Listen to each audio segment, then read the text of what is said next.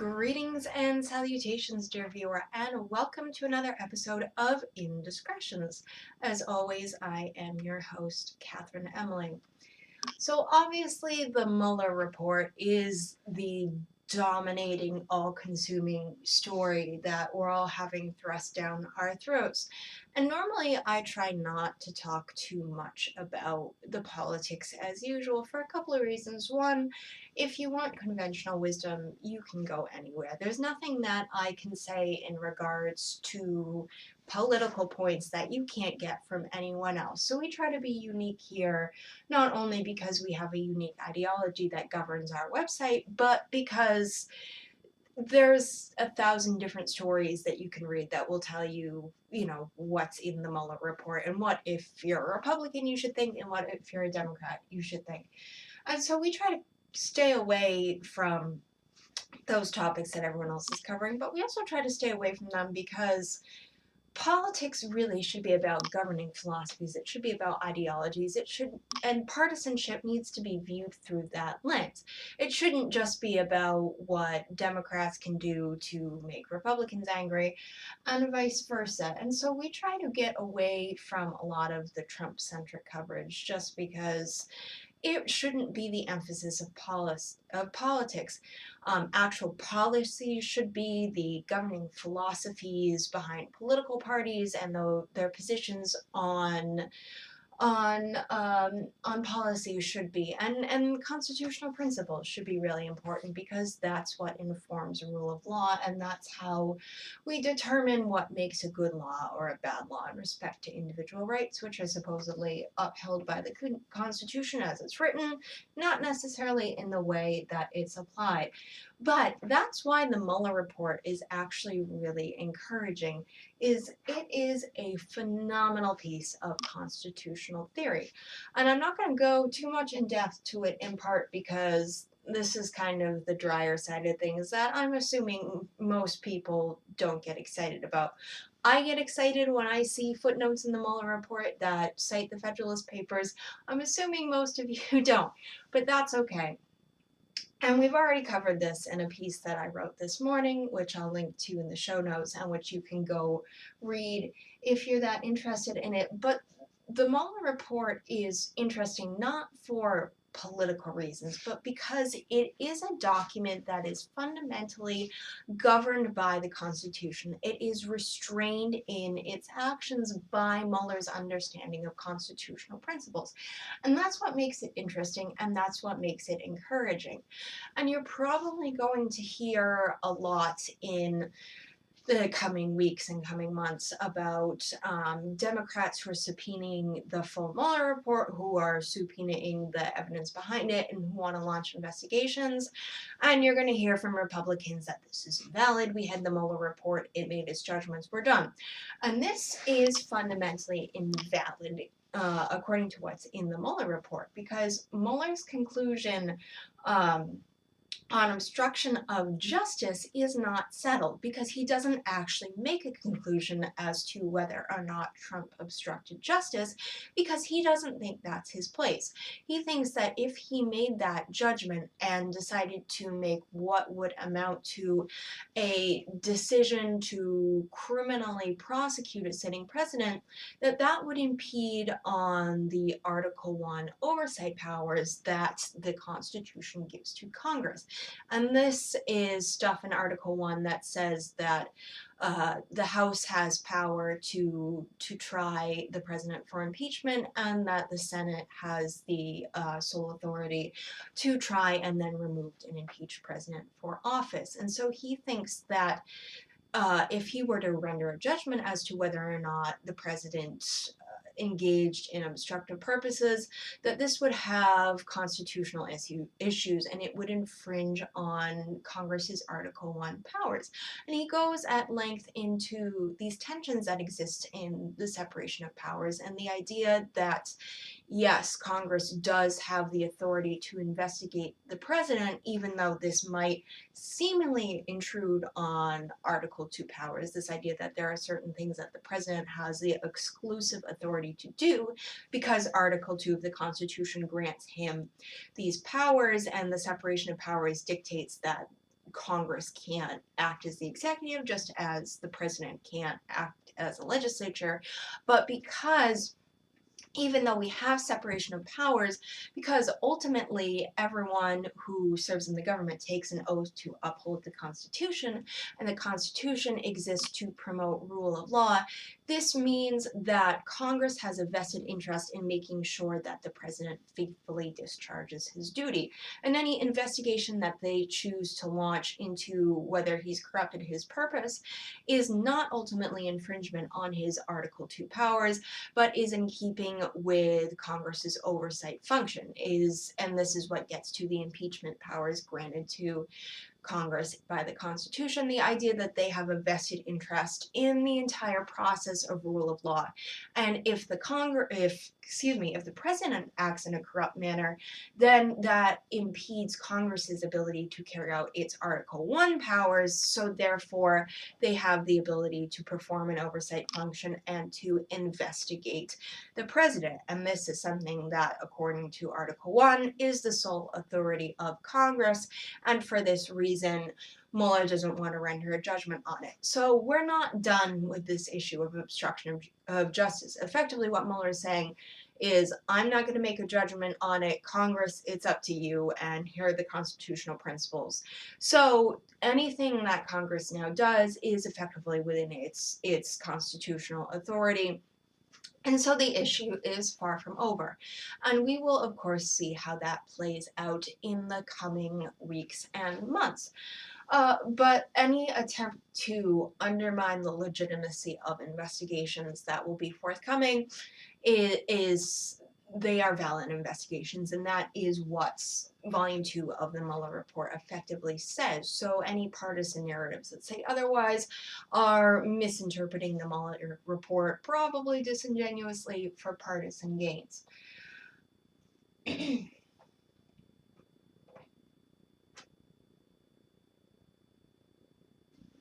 But enough of that, because that's information overload, and obviously there is other stuff going on in the country. Yes, the Mueller report is important, but federal politics should not be all-consuming, because the basic principles of federalism rest on the idea that power devolves to state and local levels, and the majority of governance is supposed to occur in localities where we all live, where we have the power to directly affect change and to have more oversight powers as private citizens over the actions of local governing bodies, so that we can have control over the solutions that affect our lives. Basically, the idea of your local governor should have more power to control the things that directly affect you, because presumably they also live in that locality and they are also affected by the laws they're enacting, so they have a greater incentive to behave in a restrained and a principled manner. So federal politics isn't all-consuming, so let's talk about some different things that are ongoing and some different principles. Kind of tangential to what goes on in the Mueller report, and very relevant to a lot of the nonsense that's going on in Congress, is this idea that social media needs to be regulated. And implicit in the idea that we need to have more oversights on social media platforms, and not oversight that is imposed by the actual governing boards of platforms like Facebook or Twitter or Instagram, who are saying, we have this standard of conduct, we have this basic governing framework that says that we want to be an upright and well-regulated body, and so this is how we're going to govern ourselves. Instead, they're punting that issue out to Congress and saying, regulate us, make us better. And that, of course, is problematic for a number of reasons, but not in the least because it is fundamentally a statement that you, as the user, are not capable of determining for yourself what is good faith information and what is bad faith information. You need either someone at Facebook or someone from the government to tell you what news source should be trusted or what kind of information is more valid. And of course, part of the problem here is that our media world does not fully distinguish between opinion and hard news. And of course, I myself blur that line. A lot of what I write is based on facts, and I try to incorporate facts as much into the commentary pieces that I write. But ultimately, I am giving you my perspective, and ultimately, my rhetoric is guided by the desire to promote a certain ideology, to promote individualism, and to promote uh, my beliefs about how that individualist epistemology should be applied in politics and how it should restrain the federal government. Um, and and of course, the idea that facts and opinion are merged is ultimately a good thing because we want opinion that is informed. We want people to be able to make cogent arguments. In this day and age, rhetoric is really a negative word. There's a negative association with it. And when people talk about, oh, the rhetorics of politics and dismiss it, they mean that it's just partisan people arguing for their own self-involved ends, and that there is no sort of commitment to truth or to objectivity. When, of course, when opinion is backed up by facts, when you can follow the course of an argument from point A to point B to point C, and my conclusion is based off of these, this is what rhetoric should be. This idea that there are certain tricks, or not tricks is maybe not the best word, but there are certain systems that we use when we're crafting an argument, and that we do this so that that argument is more persuasive. This is the basic Aristotelian idea of rhetoric, that you have appeals to logic, you have appeals to emotion, you have appeals to authority, that people can claim to say, this is why I'm persuasive, this is why my opinion is something that should not be just dismissed as opinion, but should be examined carefully and should be given due thought and due consideration.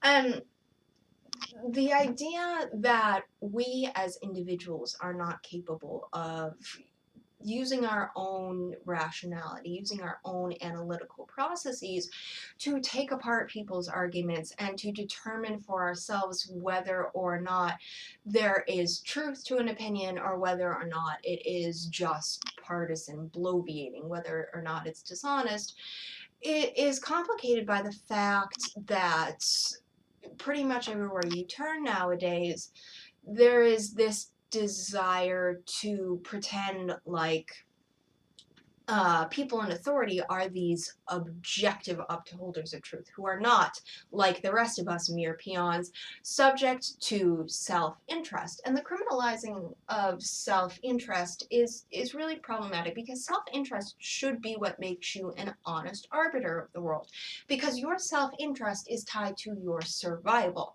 And because your survival depends on your ability to accurately read real-world situations, you have a bias, yes, in how you interpret the world, but that bias is towards reality, because natural man in out on his own in the wilderness, if he can't read, if he can't figure out for himself what plants are poisonous or not, if he can't figure out where the threats to survival come from animals and from others, and he can't figure out how to defend himself, if he can't read the basic laws of nature, then he's not going to survive very long. So there is a bias ingrained in us, yes, but it is a bias towards reality, to understand the world around us, to understand how reality works, and to attempt to bring our ways of being, to bring our ways of thinking into line with that, so that we have a bias towards reality. This idea that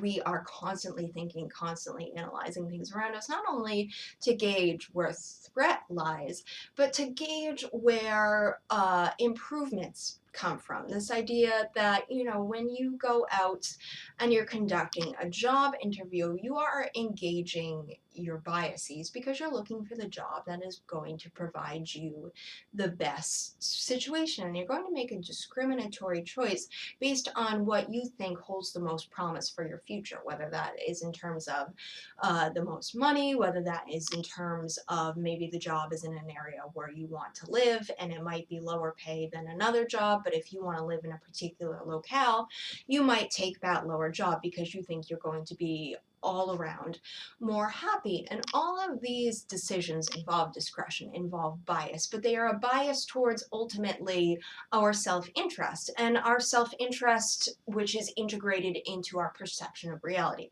and the idea that we want to be the best arbiters of realities possible and to mold our being into that reality so that our happiness is assured and our survival is assured, and all of these things become integrated.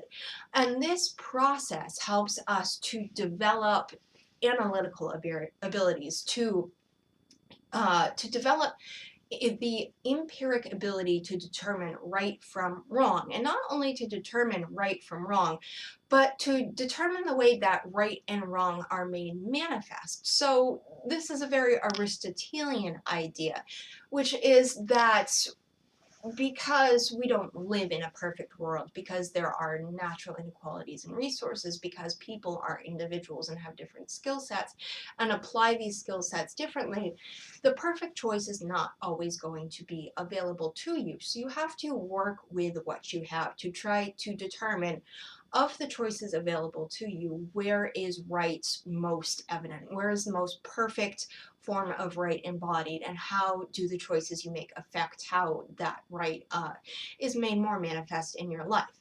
And you have to take the choices that lead you towards what you perceive as right. And so this basic ability to analyze and to interpret is fundamental to our natures, and is fundamental to self-interest.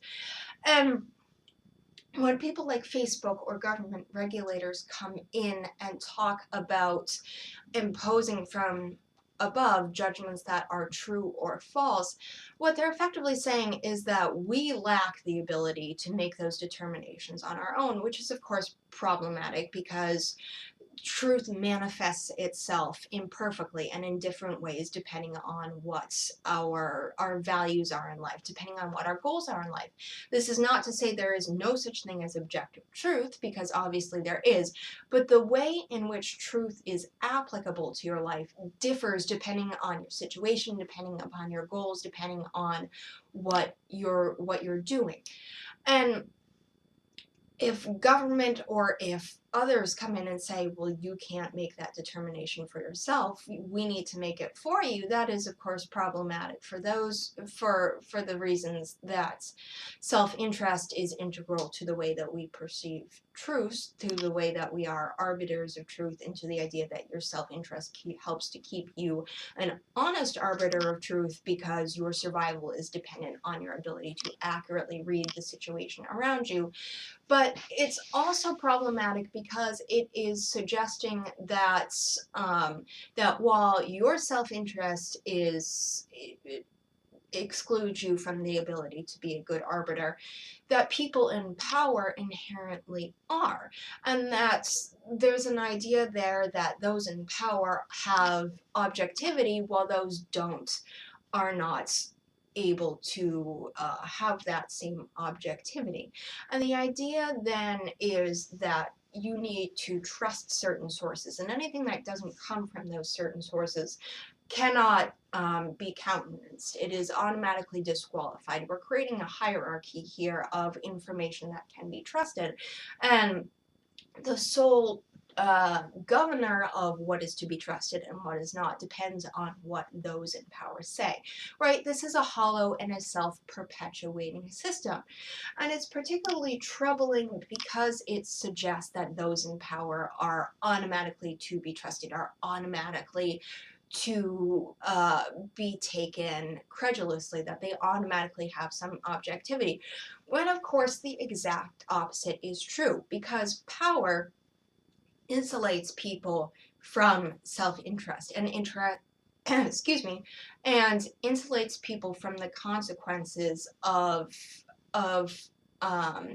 failing to be upright and failing to be constrained in their actions, right? Again, if you live in a community, in a small, close-knit community where, you know, you have one farmer who provides you with your meat and your fish, you've got one carpenter who comes in and does home repairs, chances are that even if you have an issue with, say, your local farmer, you're going to be restrained in how you interact with him. You're going to take up any complaint that you have in a very staid fashion because you don't want to fly off the handle and forever alienate that person, because then they might refuse to do business to you. And then suddenly you're without meat, you're without eggs, you're without other essentials that you need to live.